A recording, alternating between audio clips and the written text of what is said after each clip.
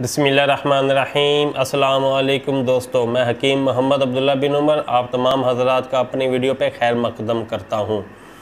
आज की वीडियो उन नौजवानों के लिए है जो एहतलाम और जरियान की वजह से अच्छे खासे परेशान रहते हैं और नमाज़ों में उन्हें बहुत ज़्यादा दिक्कत होती है, अपने कपड़ों को पाक रखने में उन्हें बहुत ज़्यादा दिक्कत होती है और इन दोनों मसाइल के अलावा उनकी अपनी सेहत बहुत ज़्यादा कमज़ोर हो रही है। मुसलसल एहतलाम, मुसलसल जरियान की वजह से वो अपनी सेहतमंदी को खोना शुरू हो चुके हैं या खो चुके हैं। आज की मेरी वीडियो ऐसे भाइयों के लिए है, ये परेशान ना हो। मैं आज नुस्खा बताऊंगा, इस नुस्खे को आप इस्तेमाल करें। इसके इस्तेमाल करने से इंशाल्लाह ताला आपका एहतलाम ख़त्म हो जाएगा, आपको जरियान की जो बीमारी है ये भी इंशाल्लाह ताला बफ़ज़ल खुदा ख़त्म हो जाएगी और आप बआसानी नमाज़ें पढ़ सकेंगे। आपके कपड़ों की नापाकी का जो मसला ये भी ख़त्म हो जाएगा और आपकी सेहत भी दोबारा बहाल होना शुरू हो जाएगी।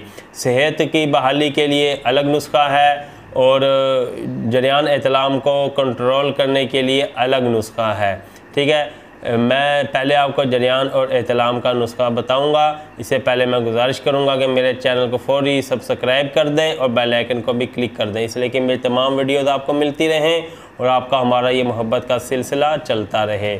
जी साथियों, एहतलाम का नुस्खा आपको बता रहा हूँ, आप नोट करें। आप लोगों ने 100 ग्राम लेनी है 100 ग्राम आप लोगों ने लेनी है सफ़ेद मूसली इंडियन, 100 ग्राम सफ़ेद मूसली इंडियन, 50 ग्राम लेना है गोंद कतीरा और 100 ग्राम ही आपने लेना है छिलका इसबगोल और 50 ग्राम आपने लेना है कूज़ा मिस्री। इन तमाम को आपने ग्राइंड कर लेना है, अच्छी तरह सफ़ूफ़ बना लेना है और अपने पास महफूज करके रख लेना है। और रोज़ाना आपने 1 चम्मच खाना खाने के 3 घंटे बाद, खा नाश्ते के 3 घंटे बाद ले लें, खा दोपहर का खाना खाने के 3 घंटे बाद ले लें या रात का खाना खाने के 3 घंटे बाद ले लें। लेकिन याद रखें, रात का खाना खाने के 3 घंटे बाद लेने में आपको ज़रा मशक्क़त होगी क्योंकि उस वक्त अक्सर सोने का टाइम होता है।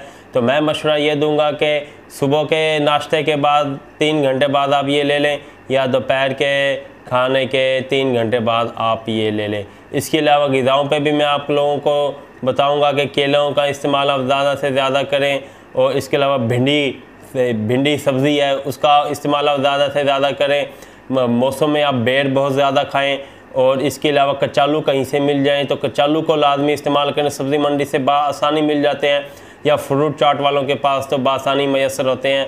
आप ये कचालुओं का इस्तेमाल करें और बेरों का इस्तेमाल करें। केले मैंने बताया इसका इस्तेमाल करें। डेली की बुनियाद पे आप 1 फ्रूट लाजमी खाएं, इंशाल्लाह ताला आपकी सेहत भी बहाल होना शुरू हो जाएगी। और ऐसे मरीज़ जिनके एहतलाम और जरियान की वजह से सेहत कमज़ोर हो चुकी है और उनकी कमर में दर्द या घुटनों में दर्द या जोड़ों में दर्द रहता है, इस मौजू पे मैं एक वीडियो बना चुका हूँ। डिस्क्रिप्शन में मैं इस वीडियो का लिंक भी शेयर कर देता हूँ, तो ये वीडियो भी आप देखें। उसके अंदर जो नुस्खा बताया है आप उसे भी लाजमी इस्तेमाल करें। तरीक़ाकार ये होगा कि 1 हफ़्ता आपने ये वाला नुस्खा, एहतलाम जरियान वाला नुस्खा इस्तेमाल करना है।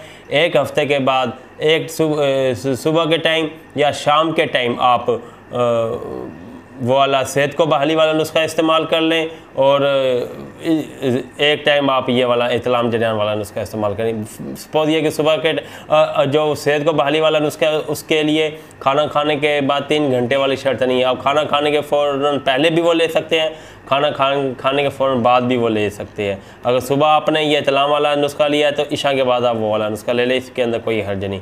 अगली वीडियो तक के लिए मुझे इजाज़त दें। अगली वीडियो में इंशाल्लाह फिर हाज़िरी दूंगा आपको बहुत अच्छे नुस्खे के साथ। तब तक जाते जाते मैं अपना पैगाम देता जाऊं। छोटी और बड़ी मक्खी का खालिस और कुदरती मनी बैग गारंटी के साथ शहद हमारे मतब में दस्तयाब होता है। हासिल करने के लिए आप हमसे रब्ता कर सकते हैं। फ़ोन नंबर डिस्क्रिप्शन में भी स्क्रीन पर मौजूद है। अगली वीडियो तक के लिए इजाज़त दें। जाते जाते गुजारिश करूँगा मेरे चैनल को फ़ौरी सब्सक्राइब कर दें। अल्लाह हाफिज़।